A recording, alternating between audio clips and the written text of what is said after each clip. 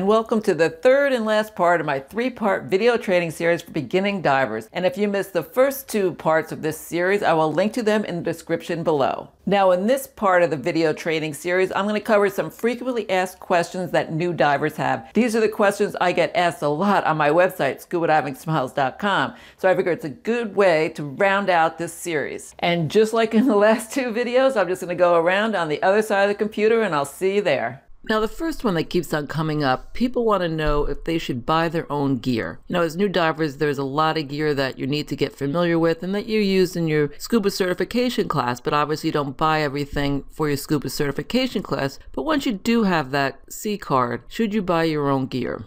And obviously it's very tempting to buy your own gear because you're really excited about it. You just got your C card, you're out diving, you love it, and you have all those nice new shiny products in the store. But this is what I usually end up telling people.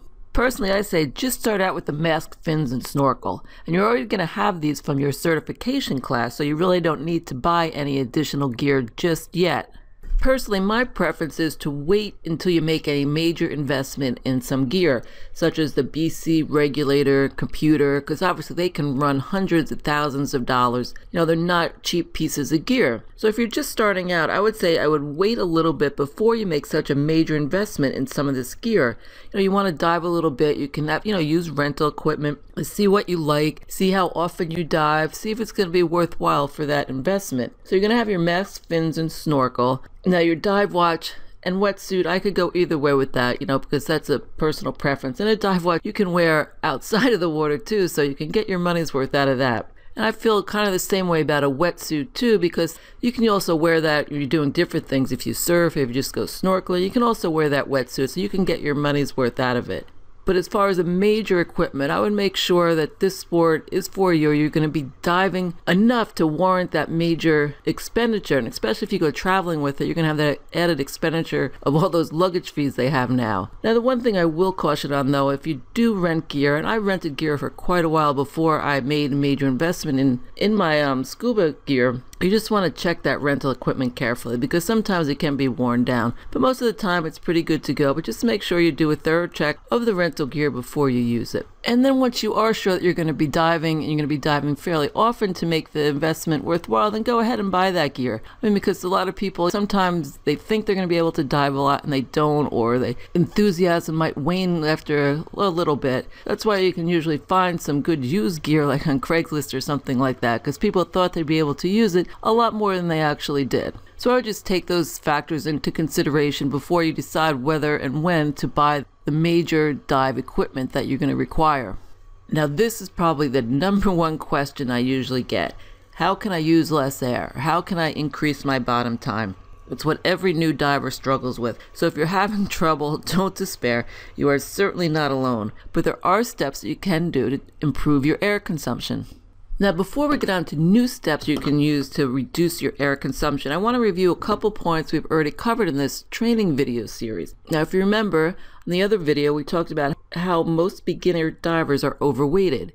So if you're able to take some lead off, that is going to increase your air consumption, because that way you're going to have less weight to counteract. So you're going to have to put less air in your BC, and you're going to be able to get neutrally buoyant that much quicker and that much easier. So one step would be to try and take as much lead off as you can if you think you are overweighted, and that is going to help with your air consumption. So you have two benefits from that one step. And another thing we already covered in the training video was to stop moving and streamline. Now if you stop moving around, as we discussed, the less movement means less air. And that's going to go a long way to reducing that air consumption. So the 2 points we already covered, take off some weight and stop moving and streamline. Those two steps are going to help you reduce your air consumption. Just from doing those two things alone, you're probably going to see a noticeable improvement. Now remember, in video training number 1, we're thinking about the body in blocks. Well, we're going to do that here today. We already covered part of the torso, what you could do to reduce your air consumption in the other video training. And today, we're going to talk about the legs. Now obviously the legs are what's going to propel us along the dive. That is if we aren't doing a drift dive, which I absolutely love, but there I digress. But we're going to be talking about kicking today. And there is a kicking technique that can use that should help improve your air consumption, because it's basically the most efficient way to propel yourself forward while you're underwater. And we're going to be talking about the flutter kick today. I mean, it's similar to the standard kick swimmers use when swimming freestyle on surface. However, there are two important distinctions between the flutter kick you're going to use on the surface and what you want to do while you're diving. Now, basically, the kick you should use while you're diving is much slower than the kick you're going to use on the surface. And also, this kick while you're using while diving is going to be more powerful or bigger than your kick on the surface. Now, since you're going to have your fins on, you're going to have a bigger resistance to the water. So you're going to be using much more of your leg in the kick than you would on the surface.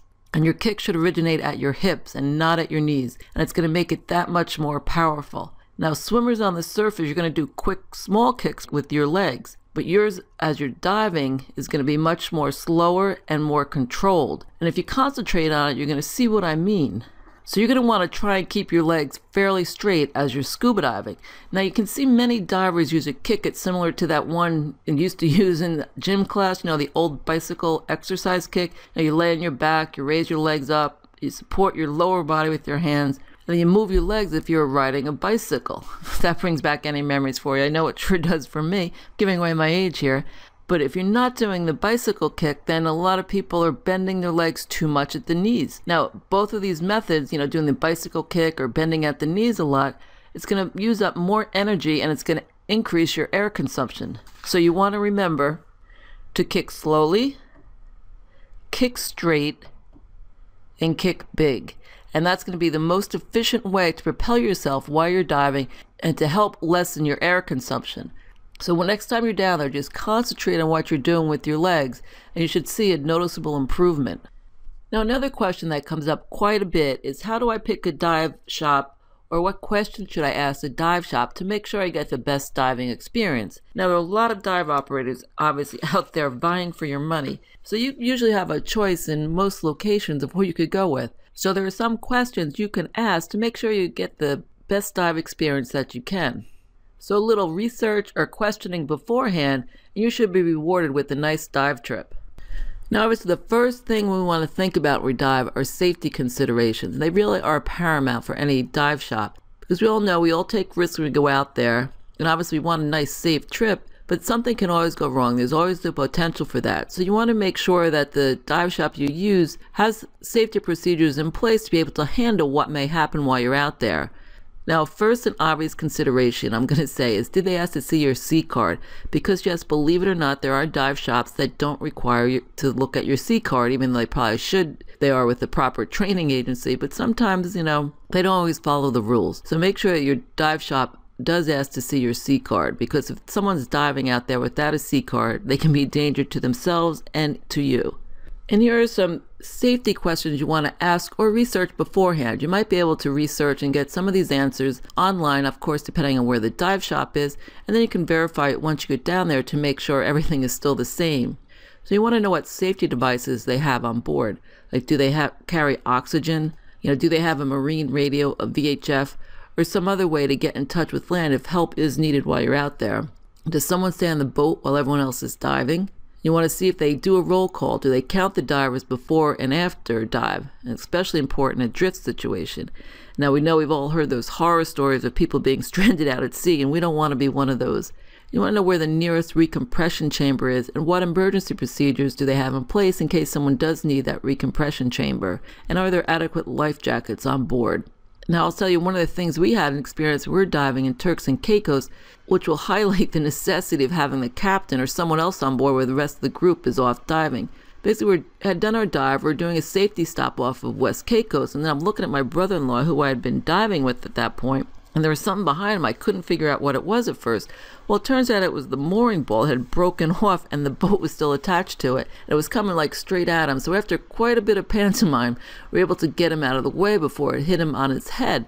But luckily, there was a captain still on board. He saw what had happened. He saw it was going over toward the shore. So he was able to start up the engine and get it out and be able to come back and pick us up. But if that captain hadn't been on board, that boat would have been just up on the shore at West Caicos. But luckily, everything was okay. But these are just some of the things you have to consider, because you never know what's going to happen when you're out there. Then next are some major questions you want to ask about the dive boat. And the answer to these questions can have a major impact on your dive experience. First, you want to know how many people are on the boat, how big is the boat, how many boats do they have, and what type of facilities are on the boat. Now, how many people on the boat, it's usually in direct proportion to how the big is, at least you hope so. Of course, I've been on boats where there are about 20 divers, but we had more room than in a boat where we had only 4 divers. So once they tell you this information, you should be able to determine whether they're going to fill it up to the gill like a cattle boat type operation, or if it's going to be a more roomy atmosphere with adequate room for your equipment and room to move around. Now, as far as the number of boat goes, if it is a one boat operation, you're out of luck if something goes wrong since there's no backup. However, if they do have a secondary boat, it might be okay, but also it could be you're squeezing more people on that smaller boat. Maybe there was, 20 people that could fit on the big boat, but the big boat has problems. Now you have 20 people on a boat that may be designed for 15 people or what have you. And that's exactly what happened to when we were in Roatan one time. When we just got there, we're going to be there for an extended amount of time. We're going to be there about 3 months. So we dove with a couple of shops before we picked the one that we wanted to dive to for the extended period. So we went to this one particular shop and we went diving with them. Everything was great. There was a great big boat, lots of room, very comfortable. However, we went back the next day to do another day of diving with them, and there was a problem with that engine on that nice big boat. Now, so we're moved to the smaller boat. Now, the smaller boat was fine. However, now there were like 20 divers on, and there probably should have been about 10. It was really cramped. There was no room to even sit. It was pretty bad. So because of that, the next day they still had the smaller boat, so we went with a different dive shop. We ended up staying with this other dive shop we went with. And I did see the big boat did go out a couple times after that. But for the most part, when we're out on with the other dive shop, we would see that smaller boat go out, and it was always cramped. And every time I saw it go out, I was like, oh, thank goodness we're not on there. It just makes it that much less enjoyable if you're sitting there cramped and have no room to move around. So the number of boats the dive shop operator has might be a consideration for you. Now, as far as facilities and accommodations on the boat, a few questions you might want to ask. Is there a head on the boat? Is there a shady area on board? And what about a dry area? And do they have facilities or place to store camera gear and a rinse tank dedicated only to cameras, especially important, obviously, if you're a photographer? And do they have fresh water on board? Do they serve you water in between? Or how about a snack for after the dive? Obviously not mandatory, but it's always nice to come up to a nice piece of cold watermelon or fruit or whatever after your dive. So obviously none of these are really mandatory, but it does make for a much more enjoyable and pleasant dive experience if they do have some of those nice facilities for you. And another thing you're probably going to want to ask is how many people are in a dive group? Now, this one question, probably more than any others, is going to influence your dive experience. So obviously, we've probably all been in large groups. We have one dive master, and everyone's just pretty much seems like they're on top of each other. To me, it's just not a really pleasant experience. It's just too many people to one dive master. So I do try and avoid large dive groups if I can. But however, you have to make sure that just because you're on a large dive boat with lots of divers doesn't mean that you're going to have a large dive group. They could have 5 dive masters on that boat, and maybe there's only 5 people in a dive group, even though there's 25 divers on it. So it all depends. So even if you are on, like, say, a cattle boat operation, if you're split into manageable sized groups, it's a little bit more doable. Because I like the smaller the dive group, the better, as far as I'm concerned. So do try and ask the question. So if they say there's 8 divers or 10 divers or whatever, if it's not a number you feel comfortable with, you might want to consider another dive shop. And another question you can ask is, how do they divide those divers into groups? Now, if there's quite a few divers on the boat, you're probably going to have more than one dive group. But how do they split them up? What's the criteria? Now, ideally, the more experienced divers usually go together, and then the newer divers go in another group, since the more experienced divers can usually stay down longer and can also have a deeper dive profile, maybe if they have the advanced open water, and the other newer divers have just the open water. And as a newer diver, you might feel a little less anxious or a little less intimidated if you are in a group with less experienced divers rather than, those people that have 10,000 dives under their belt. But we've talked about that, but don't worry about it. But you might want to ask to see how they do so you kind of know what to expect. Because in this situation, if you're in a group with both experienced and inexperienced divers and say you're good on your air, you could end up surfacing with more than half a tank of air. I know I've had to do this because the dive may end when the first person in the group is low on the air, depending on the dive profile and the procedures for that particular dive. So how they divide the divers into groups could have a major impact on the type of dive that you do.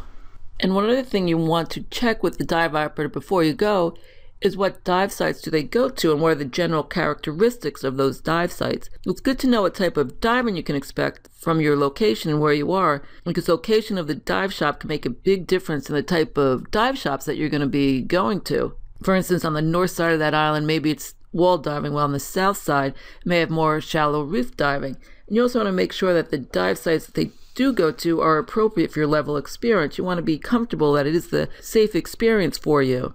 Some of the questions you may want to ask are, how deep are the dives in general? What type of diving is the norm for them? Is it wall dives, wreck dives, drift dive? You want to ask, is this suitable for beginning divers, or is it for more advanced divers only? Depending on where you are, ask them if it's appropriate for your level of experience. You want to ask about the typical visibility and water temperatures for the time of year that you're going to be there.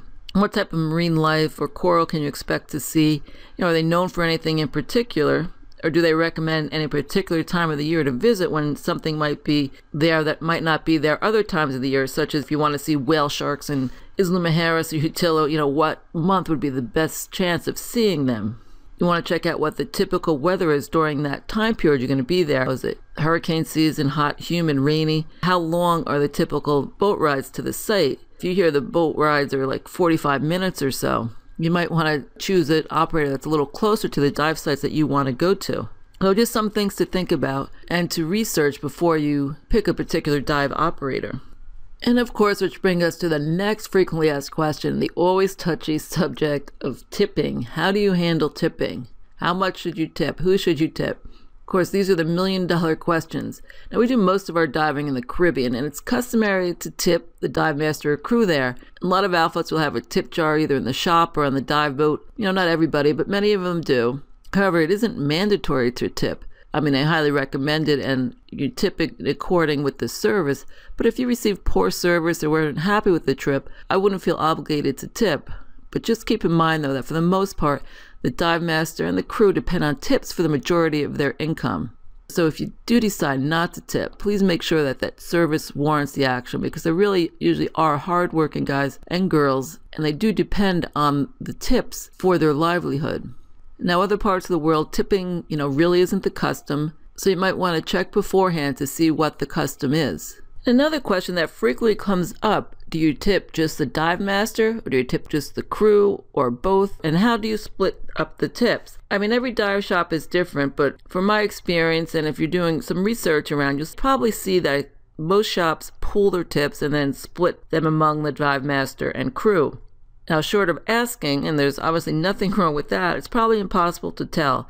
But if you're not sure and someone has given you really good service, there's nothing wrong with tipping them directly. You can give some to the dive master. The crew's done a great job. They do a lot of the heavy work. Give some to the crew and or the captain. That way you can decide yourself how it's distributed if you're not comfortable with it being in a pool, and you want to make sure that someone that's given you exceptional service gets that tip from you. We've gone both ways when we tip. Sometimes we'll give the tip to the dive master and then he can distribute it. Sometimes we'll give it to the dive master and part to the crew. And then other times we've been in places where they ask you to put all your money in the tip jar so then the dive shop can pool it accordingly. So we've also done that. So it really depends on the procedure for the particular dive shop or what you feel comfortable with. And if you're not sure what the procedure is, just go ahead and ask. It's no big deal. And that leads to the question, should you tip at the end of the day or the end of the stay if you're doing, say, a multi-day or week-long dive trip? Should you tip on a daily basis or at the end of the week? The way I think about this, that if you know you're going to have the same dive master and crew for the length of your stay, it's quite all right, and you can tip at the end of the stay, at the end of the week, and just give it to them all at once. However, the one drawback here is that the crew may think you're not going to tip them at all, and obviously you don't want that to happen. But if you are going to tip at the end of the stay, you probably want to let the dive crew know. Human nature is human nature after all. Or maybe tip at the end of the first day, and then you can ask, are you going to be here for the rest of the week? And then, okay, I'll take care of you at the end of the week then. But if the crew does change daily, tipping at the end of each day is probably the best course of action. That way the tips are going to be distributed more appropriately to those who gave you the service. The crew and dive master changing out on a daily basis. Which leads us to the second million-dollar question, how much to tip? Now basically there are two schools of thoughts on this. Some say tip according to the price of the dive, while others say tip a dollar amount per tank. And either one can work. Either one is fine. If you tip based on the price of the dive, a tip of 10 to 15% of the price is pretty much the norm. Obviously you can tip more or less depending on the level of service you received. So if a typical price is say $70 for a 2-tank dive, the crew is going to receive in the range of $7 to $11. However, if you prefer to tip on a per dive basis, the general consensus is really about $5 to $10 per tank per diver. Again, you can adjust this according to the service you received. So on a 2-tank dive, the crew is going to receive $10 to $20 per person. And now normally what we do, we usually tip on a per tank basis, and the amount is related to the service received. If we've received great service, we're going to tip on the higher side. And if we didn't receive such great service, we're going to scale back a little bit on that. It's all personal decision and what you're comfortable with. But if you can do it on the price of the trip, it's 10 to 15% is the norm. And if you're going to do it on a per tank, usually $5 to $10 is the norm. Probably $5 per tank per dive is probably more of the standard. And then the often asked question, where should I go diving? Where is the best place to go scuba diving? Now there's tons of places to choose from, of course, all over the world. But for me, I can only give a recommendation for where we dove. I'm not going to recommend some place where I have no experience. And also for this course, since it's aimed at new scuba divers, I'm only going to recommend places that I think are appropriate for new divers. And as far as where we dove, basically we've dove in Florida, pretty much all over the Caribbean, Mexico, Central America, and some place in Southeast Asia. So it's a lot to choose from. But if you're wondering why I say I didn't pick Australia or the Great Barrier Reef or something, it's because I haven't dove there. So I can only make recommendations for where I have gone. And also in answering this question, I also do take into account some of the top side as well, because the appeal and fun of non-diving times adds to the overall enjoyment of diving trips and our vacations overall, because obviously you're not going to be underwater for 24 hours. So I'll give you a couple of places where I think are good locations for new scuba divers. Now, one of the first places I'm going to recommend is Grand Cayman Island in the Caribbean. Now, the diving here is usually fantastic, and it's usually consistently rated one of the top dive destinations in the world. We've stayed on both sides of the island. We've been here a few times. So you have a couple of choices here on the island itself. You have the popular west coast as a 7-mile beach, but you also have the other end of the island, the more isolated, the quiet east end. And both locations do have their pluses and minuses, but what they do have is good scuba diving. The west coast and the 7-mile beach area is probably geared more toward the newer scuba divers, because it is where more of the tourists are, and they get a lot of divers with all different experience levels on the west coast. And if you want the gorgeous beach, you want restaurants and clubs to keep you entertained at night, you're probably going to prefer the west coast for your dive trip. But if you like it a little bit more laid back and quiet atmosphere, it's less crowds, not as much to do out there, could give the east end a try. Now, one thing about Grand Cayman, though, I will note that it's become a favorite stop for cruise ships. So you might want to avoid town when the cruise ships are in. But this can also make it a little bit crowded on boats too, because you can get some cattle boat operations on Grand Cayman, so you might want to ask around, because a lot of the people that come off the cruise ships are going to go off diving for the day, since they are in one of the top spots for diving. So I wanted to note that as a potential drawback for this site, but the diving usually is pretty spectacular here. And the second place I would recommend would be Bonaire, also in the Caribbean. It's all the way down south. Bonaire is usually known for its shore diving, but there is still a lot of boat diving on Bonaire, and it's some great boat diving if you're more comfortable going on a boat and with the dive guide as a newer diver. Because if you're doing a shore dive, you're on your own, and most of the hotels are geared toward divers, and a lot of times the hotels and condos are going to come with the pickup truck, so you can put those tanks in the back, and you have the freedom of going all over the island to lots of dive sites, lots of beginner dive sites. Some dive sites require a little more experience, but if you want to try the shore diving and aren't comfortable, you can always talk to the dive shop and you can hire someone to go with you, and that way you can have the best of both worlds. You can have the guide with you to make you feel more comfortable, but you can also have the freedom of shore diving.